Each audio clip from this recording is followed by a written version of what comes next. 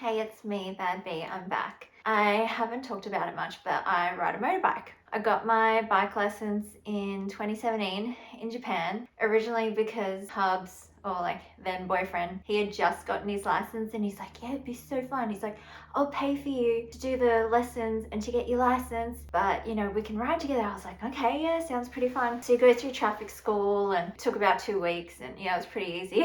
Anyway, I have had a couple of bikes. So in Australia, I had a BMW G310R. It's a good bike to start on because it stalls so easily. The clutch is super sensitive. And then when we moved to Japan, Hubs got me a Ducati Scrambler. I call him Bluey. Hubs had only gotten me Bluey about a year ago for my birthday. And I didn't ride that much because I was doing a master's and then I got cancer. So I just, had no time, and then I just felt like we looked into selling it, but it's like, look, if it doesn't cost that much to send it over to Australia, then we'll do that. So Hubs got a quote from a bunch of import companies, and the best one seemed to be Dazmac.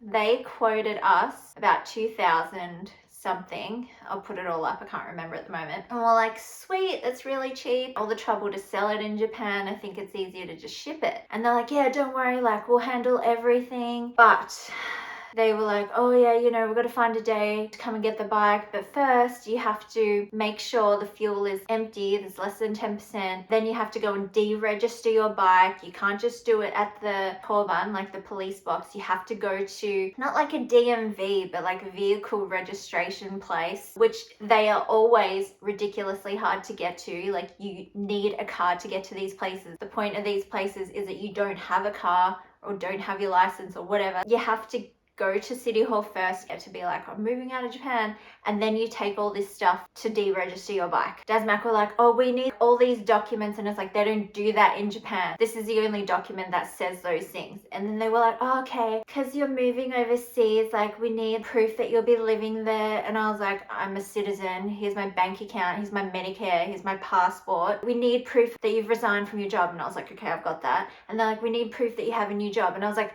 I'm not going to have a new job. I have cancer. I'm going back for cancer treatment. And then they were like, oh, I'm so sorry. Yeah, no, don't worry, we'll handle it. They did not handle it. I had to go on Rover to try and get an import permit. And then they're like, oh yeah, apply for this and then send it to us and then we'll sort it. I was like, okay, sweet. And then I don't know how many times, I'm going to say like upwards of 5. Can you please send a copy of your passport? It's like, I sent a copy of my passport. It got to the point where I was like, please just look through the email train. And they kept changing people as well, but it was the same email. Anyway, we eventually deregistered the bike. Then we had to get it picked up in Japan. The guy came to our apartment, loaded it up and everything. We were like, we need to get it done ASAP. Then Hubs will be there to ride it back from like the docks or wherever. And it just sat at the docks in Japan for ages. I was like, why is it taking so long? Anyway, Hubs was in Australia for a month before he moved overseas for another job, but the bike didn't arrive in time. It was delayed by like 2 weeks, and then of course it takes like an extra week to do customs, and including the delay, it's like I could have gone to pick it up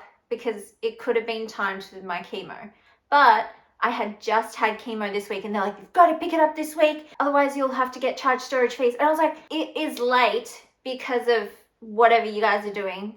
I'm not paying the storage fees. And they're like, yeah, don't worry, we'll handle the storage fees. Oh yeah, by the way, bike is in a crate. And I was like, okay.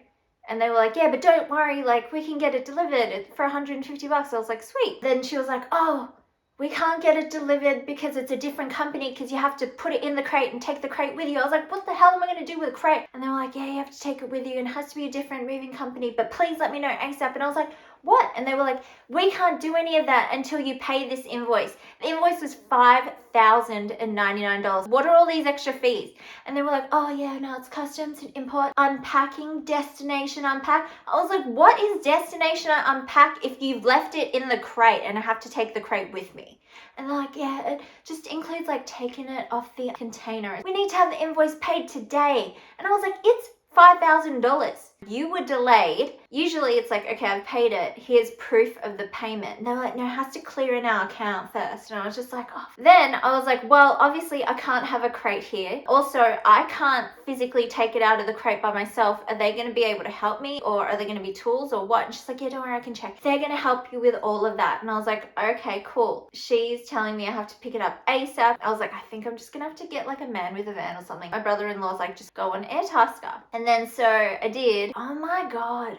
It's like Gumtree. People are offering like a ridiculous amount of money. They're like, oh no, we won't unpack it out of the crate. Yeah, no, we're not going to take the crate or dispose of the crate. We can deliver the bike. Yeah, and it's gonna cost like $500. And I'm like, well, no, fuck you, like what? And then another guy's just like, send pics. But I found this awesome guy, his name's Andrew. He has a moving company and he's like, yep, I'll be able to go get the bike, like get it out of the crate and whatever. And I was like, can you like dispose of the crate? And he's like, yep, extra $50. I was like, sweet. So that was all sorted. I had to go get it yesterday, like the day after chemo. Felt like it's in Spotswood, ages away. Anyway, so he met me there. We signed in and it was pretty easy. I didn't have a high-vis vest, so I couldn't go over there. I had to stay like undercover. But the people were really nice and I saw them loading it on with a forklift in the crate. And I was just like, they said that they were going to help unpack it. But then I couldn't go over there because I had no high-vis vest on. So I called the lady in the office. They said they were going to help me unpack it. And she's like, who? And I was like, Dazmac told me that you guys would. And she was like, when was this? And I was like, Monday. I have the emails. And she was looking through and she's like, no, she didn't say that. We didn't say that we couldn't.